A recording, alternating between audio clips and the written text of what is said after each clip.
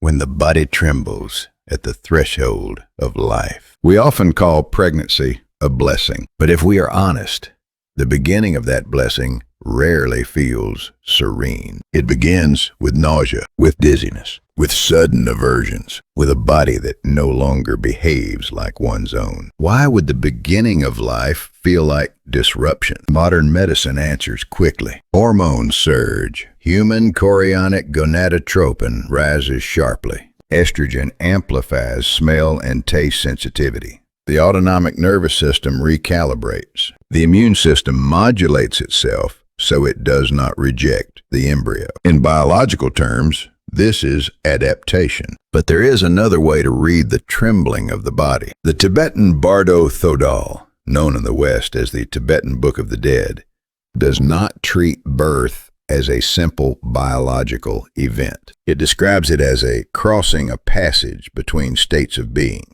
between formlessness and form, between one life and another, between consciousness without a body and consciousness inhabiting one. In that framework, birth is not merely cellular multiplication. It is entry. And whenever something enters something new, something not yet integrated there is turbulence. The Tibetan tradition expresses it poetically. When a strong vibration enters a fragile vessel, the vessel first trembles. Morning sickness, in this view, is not pathology. It is resonance. Now, I am not suggesting we reject science. On the contrary, science describes the mechanism with impressive precision. But description is not the same as interpretation. The deeper question is this: how has consciousness historically interpreted what the body already knows? Because here is something fascinating. In many cases, nausea begins before the woman consciously knows she is pregnant, before rational awareness, before emotional preparation, before social meaning. The body knows first. This is philosophically significant. It suggests that human existence is not primarily cognitive. It is embodied. We do not think ourselves into being. We are first affected, moved, shifted. Western phenomenology echoes this. Maurice Merleau-Ponty argued that the body is not an object. We possess it, is the primary site of experience.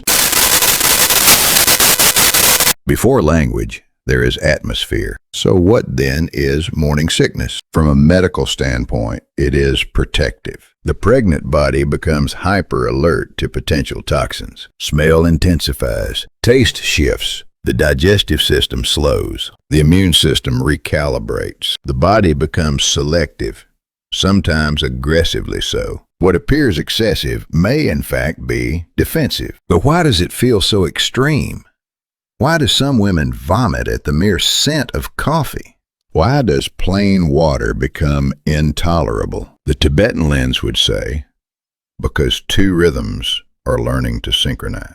In that tradition, the entering, consciousness, what they call the Bardo state, is neither fully formed nor fully dissolved. It is transitional, sensitive, unstable. It carries tendencies rather than memories, inclinations rather than narratives. When such a state enters a womb, the mother's system does not merely host tissue. It reorganizes around a new field of vibration. Again, this is symbolic language, but it points to something psychologically profound. Pregnancy is not simply adding a body within a body. It is the coexistence of two regulatory systems gradually finding coherence. Morning sickness, then, can be seen as the early phase of attunement. And what of the fetus?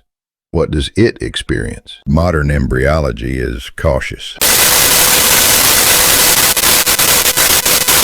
Pain perception is unlikely. Emotional cognition is not present in any recognizable sense. But environment is already active. The fetus experiences hormonal patterns, stress levels, blood flow rhythms, the mother's autonomic state. It may not feel in a narrative sense, but it is immersed in regulation patterns. Psychology increasingly supports this idea. Prenatal stress research shows correlations between maternal stress hormones and later child temperament. The fetus does not interpret meaning. but it calibrates to conditions. The Tibetan text phrases it differently. The unborn does not understand emotion, but it dwells within atmosphere. Atmosphere. That is the key word. Atmosphere precedes instruction. Before a child learns language, it learns tone. Before it understands rules, it absorbs rhythm. If the maternal system is in intense reorganization, the implicit message may be, this world begins in intensity. Not as trauma, not as destiny, but as baseline texture. Now consider food cravings. Why do some women crave very specific foods, sometimes to an almost irrational degree? Why did lifelong favorites suddenly become intolerable? Medicine offers several explanations. Micronutrient demands increase iron, sodium, calcium. Blood sugar fluctuations stimulate reward circuits. Hormonal shifts alter sensory thresholds. Emotional regulation often seeks somatic comfort. In short, the body asks for what it needs. Yet many pregnant women say something curious. I don't know why. I just need this. Need not preference. Here, Western psychology provides insight. Emotion often manifests as bodily sensation before cognitive labeling. Craving can be regulatory, a search for grounding, warmth, stimulation, or stability. The Tibetan tradition adds another layer, not as dogma, but as metaphor. It suggests that consciousness moves not through ideas, but through attraction and aversion. Before there is language,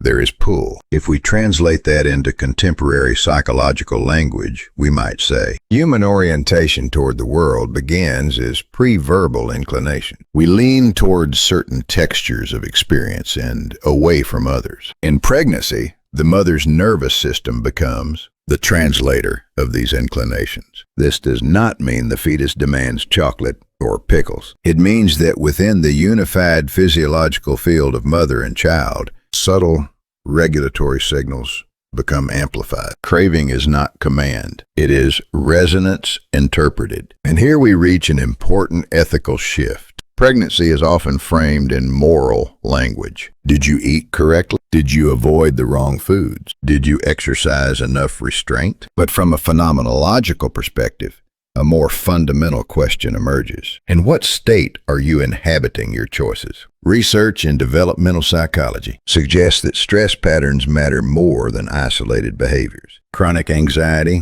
persistent guilt, and rigid self-rejection.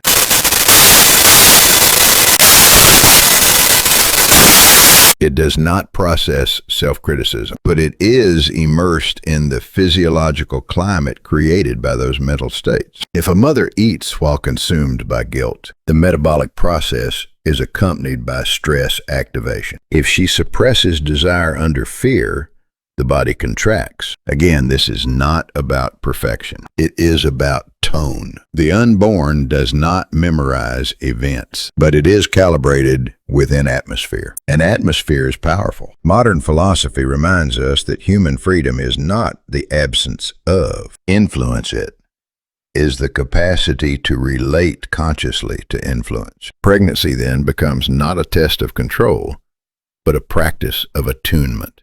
Morning sickness is not failure. Craving is not weakness. Aversion is not pathology. They are signs that the body is reorganizing around new life. Life does not begin in calm symmetry. It begins in trembling. When the body resists, life may be beginning. That resistance is not rejection, it is adjustment. Two rhythms are negotiating coherence. Two biological systems, and perhaps two layers of consciousness, are learning a shared tempo. In the next part of this exploration, we will go deeper. Why do certain cravings feel emotionally charged rather than merely nutritional? Is desire during pregnancy biological necessity or existential translation? And how do early regulatory patterns shape later temperament? If this reflection has expanded your perspective, consider subscribing and share. These conversations only deepen when thoughtful people continue them, because sometimes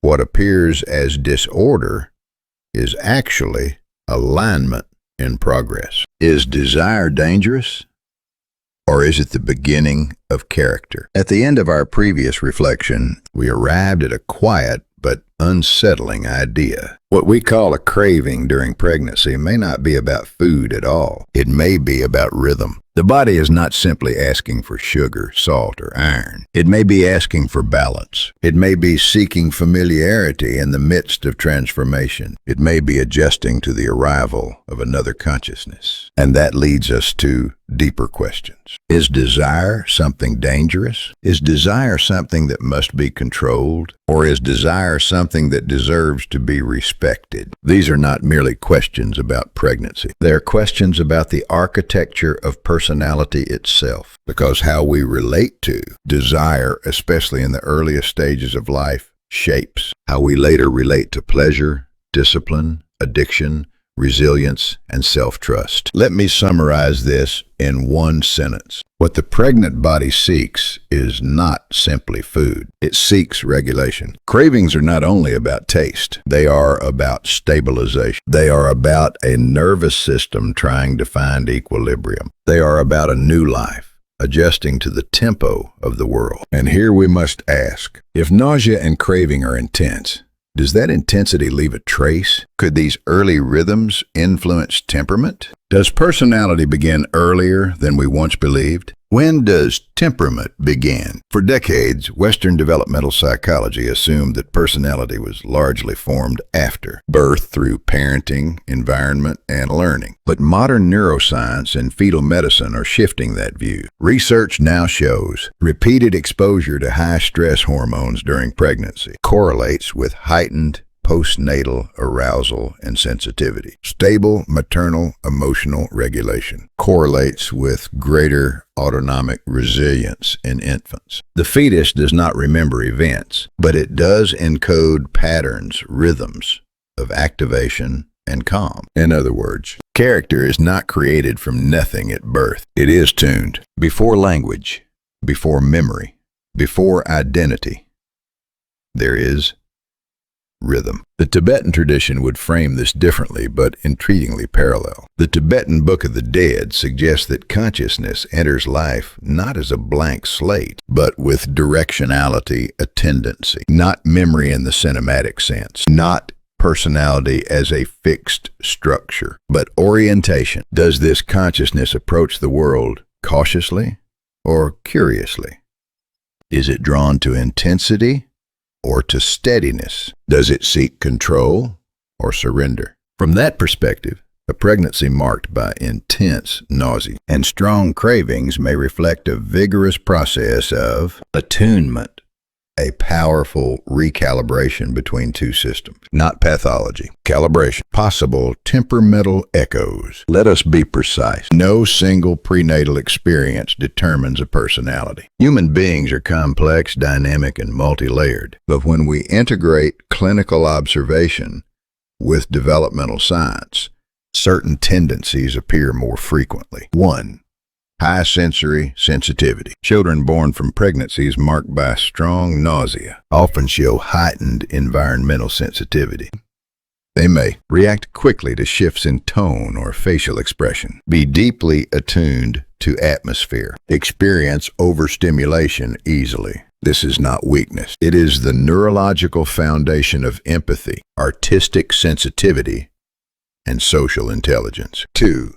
Strong boundary awareness. Nausea is, biologically, a protective response. It is the body saying, this may be dangerous. When that protective circuitry is highly active in early development, the resulting temperament may include clear internal boundaries, quick detection of discomfort, dislike of chaotic or unpredictable environments. Later in life, this can manifest as anxiety or as conscientiousness and responsibility. The difference is not the sensitivity itself. It is how that sensitivity is interpreted and guided. Now consider pregnancies marked by intense cravings. Craving is tied to the reward system. Food is humanity's most primal reinforcement. When the reward circuitry is frequently activated in utero, the developing nervous system may become particularly attuned to relief through stimulation. This can result in 1.